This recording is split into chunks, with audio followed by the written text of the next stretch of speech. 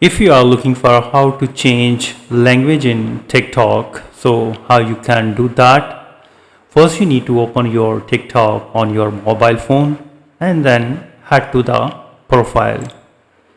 And on the top right side, click on the three lines and go to the setting and privacy.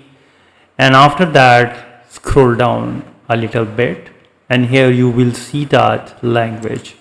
Click on that, and right now the app default language is English. You can click and change the language to your native language. For example, if I'm selecting to change it to English UK, then I'll click on that and then click on done. So however, if you want to always translate it your post to the native language to another language, so you need to click turn on this option and translate into English, and do not translate which you want to do not translate to in any other language like Romania. You can select it and click done.